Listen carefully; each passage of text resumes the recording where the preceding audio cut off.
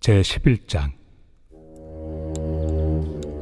원하건대 너희는 나의 좀 어리석은 것을 용납하라. 청하건대 나를 용납하라. 내가 하나님의 열심으로 너희를 위하여 열심을 내노니 내가 너희를 정결한 처녀로 한 남편인 그리스도께 드리려고 중매함이로다. 그러나 나는 뱀이 그 관계로 하와를 미혹한 것 같이 너희 마음이 그리스도를 향하는 진실함과 깨끗함에서 떠나 부패할까 두려워하노라.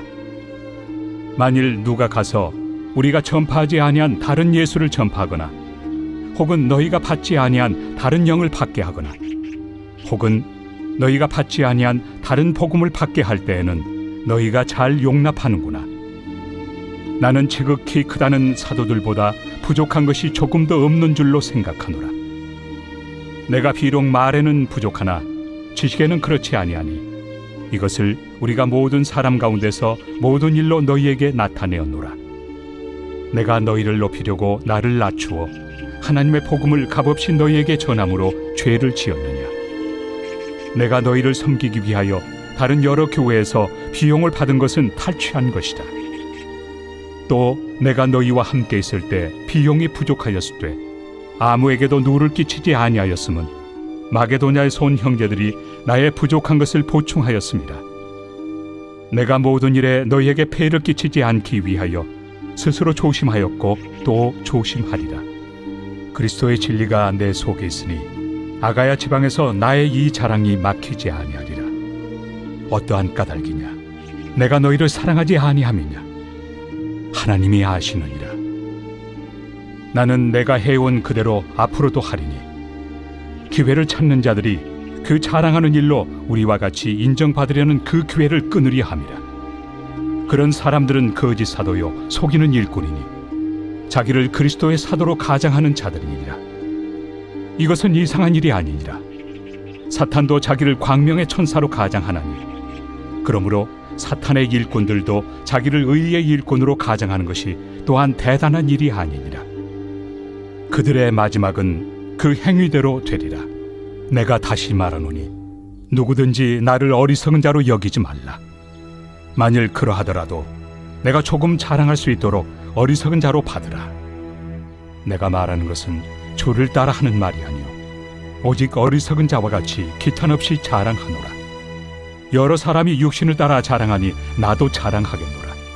너희는 지혜로운 자로서 어리석은 자들을 기쁘게 용납하는구나.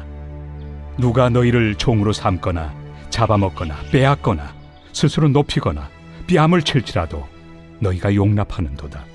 나는 우리가 약한 것 같이 욕되게 말하노라. 그러나 누가 무슨 일에 담대하면 어리석은 말이나마 나도 담대하리라. 그들이 히브리인이냐?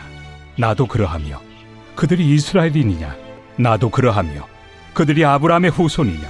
나도 그러하며 그들이 그리스도의 일꾼이냐? 정신없는 말을 하거니와 나는 더욱 그러하도다. 내가 수고를 넘치도록 하고 옥에 갇히기도 더 많이 하고 매도 수없이 맞고 여러 번 죽을 뻔하였으니 유대인들에게 40에서 하나 감한매를 5번 맞았으며 3번 태장으로 맞고 1번 돌로 맞고 3번 파선하고 일주야를 깊은 바다에서 지냈으며 여러 번 여행하면서 강의 위험과 강도의 위험과 동족의 위험과 이방인의 위험과 신의 위험과 광야의 위험과 바다의 위험과 거짓 형제 중의 위험을 당하고 또 수고하며 애쓰고 여러 번 자지 못하고 줄이며 목마르고 여러 번 굶고 춥고 헐벗었노라. 이외의 일은 고사하고 아직도 날마다 내 속에 눌리는 일이 있으니 곧 모든 교회를 위하여 염려하는 것이다. 누가 약하면 내가 약하지 아니하며 누가 실족하게 되면 내가 애타지 아니하더냐. 내가 부득불 자랑할진대 내가 약한 것을 자랑하리라. 주 예수의 아버지 영원히 찬송할 하나님이 내가 거짓말 아니하는 것을 아시느니라. 다메섹에서 아레다 왕의 고관이 나를 잡으려고 다메섹 성을 지켰으나 나는 광주리를 타고 들창문으로 성벽을 내려가 그 손에서 벗어나노라. 오늘 우리에게 주시는 하나님의 말씀은 고린도후서 11장입니다. 고린도후서 10장에서 13장에 나오는 가장 큰 주제는 거짓 선생들에 대한 문제입니다. 이것은 고린도 교회와 바울의 관계 가운데 갈등이 생긴 이유와 관련된 문제였습니다. 곧 고린도 교회가 바울의 권위를 인정하지 않고 그의 진실성과 사도성을 의심하게 된 배경에 거짓 선생들이 바울에 대해 비방과 중상모략이 있었다는 것입니다. 거짓 선생들은 바울의 과거 전력을 말하며 그가 교회를 핍박했었고 스데반 집사를 죽이는 일에도 가담했던 사람이라고, 뿐만 아니라 그는 예수님의 12제자도 아니기 때문에 사도라고 말할 수도 없다고 했습니다. 또 그의 편지는 무게가 있고 힘이 있으나 그를 직접 대하면 몸은 약하고 그의 말도 약하다고 말하면서 바울을 깎아내렸습니다. 그렇게 바울의 무능함과 또 그 무능함 때문에 고린도 교회에 사례비를 요구하지 못한 것이라고, 그러나 그에 비해 자신들은 바울보다 뛰어난 사역자라고 스스로 자랑했습니다. 이러한 거짓 선생들의 영향으로 고린도 교회는 바울의 가르침 가운데 교회의 문제를 바로잡고 진리 가운데 세워지는 것이 어려웠던 것입니다. 그러면 왜 고린도 교회는 바울로부터 복음을 듣고 세워진 교회였음에도 불구하고 바울보다 거짓 선생들의 선동을 따랐을까요? 그것은 고린도 교회가 사역자를 세상의 기준으로 인간적인 관점에서 보았기 때문입니다. 다시 말해 고린도 교회는 참된 선생과 거짓 선생을 분별하는 기준인 말씀에 대한 깨달음과 안목이 부족했습니다. 11장 1절입니다. 원하건대 너희는 나의 좀 어리석은 것을 용납하라. 청하건대 나를 용납하라. 아멘. 1절에서 바울은 고린도 교인들에게 자신의 어리석은 것을 이해하고 자신의 말을 들으라고 말합니다. 이것이 무슨 의미일까요? 바울이 말하는 자신의 어리석은 것은 무엇일까요? 이것은 지금부터 바울이 자기 자랑을 하겠다는 것입니다. 사실 사역자가 자신의 인간적인 조건을 자랑하는 것은 하나님 앞에서 어리석은 일입니다. 그런 자랑은 너무나 수준 낮은 일인 것이지요. 바울 또한 이것을 잘 알고 있었습니다. 그럼에도 불구하고 이제 바울은 자신을 자랑하겠다고 말합니다. 그러면 왜 바울은 자신을 자랑하는 것일까요? 그것은 고린도 교인들의 상태 때문이었습니다. 바울의 이 말은 자신의 인간적인 조건을 자랑하는 것이 어리석은 일이라는 것을 잘 알고 있지만 고린도 교인들의 상태와 수준이 그런 인간적인 조건으로 사역자를 판단하기 때문에 어쩔 수 없이 그들의 수준에, 너희들의 수준에 맞게 자신을 자랑하겠다는 것입니다. 그러면서 2절과 3절에서 바울은 자신이 이렇게 하는 이유를 말합니다. 그것은 자신이 복음으로 남편이신 예수님과 신부인 고린도 교회를 중매했기 때문입니다.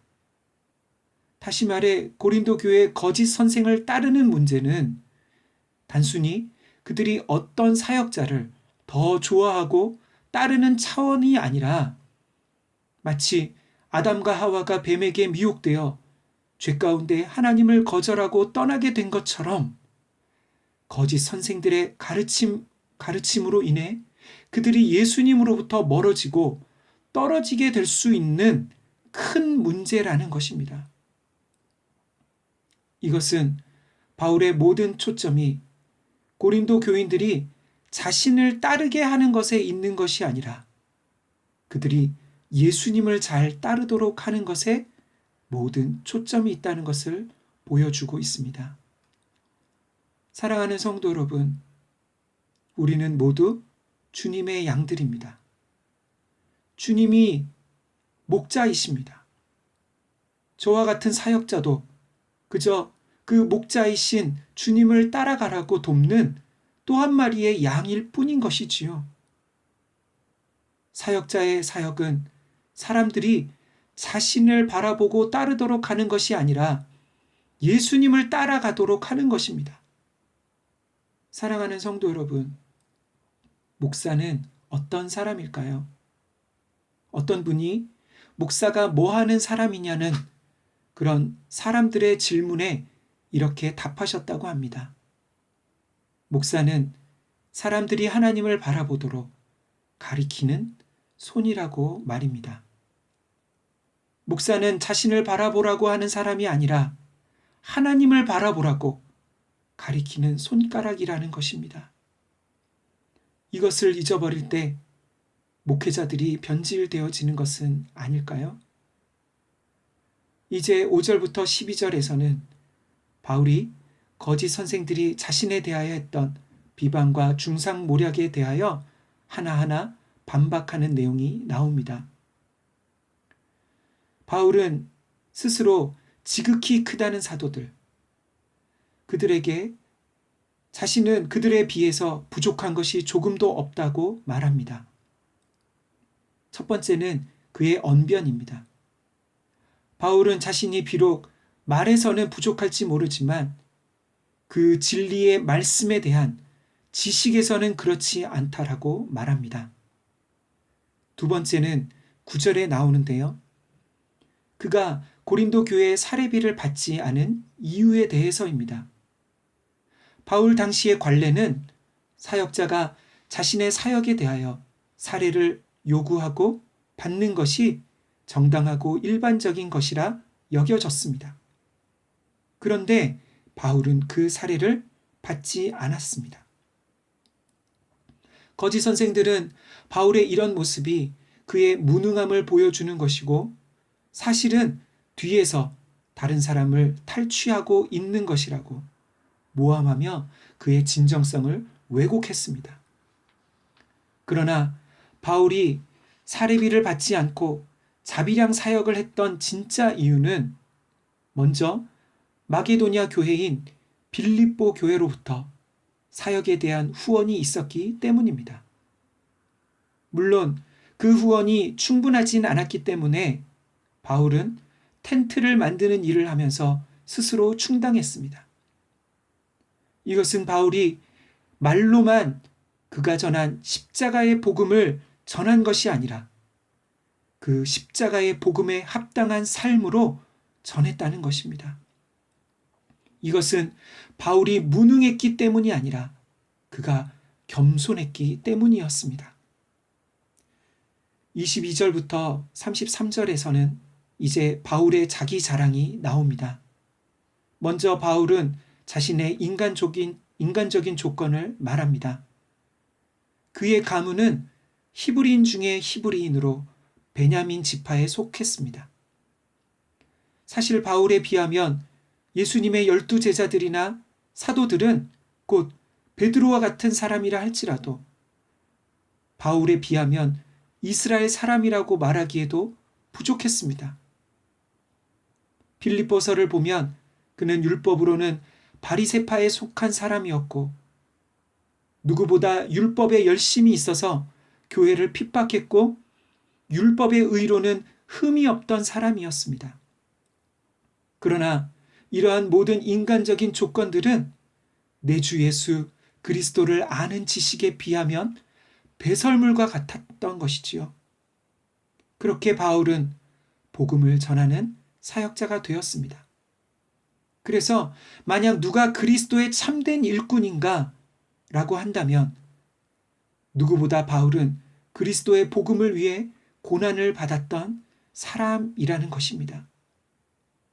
그는 옥에 갇히기를 수도 없이 갇혔고 매를 맞는 일에 있어서는 40에 감한 매, 왜 40에 감한 하나를 감한 매를 맞았냐 하면 40대를 다 맞으면 죽음에 이를 정도의 그러한 형벌이었기 때문입니다.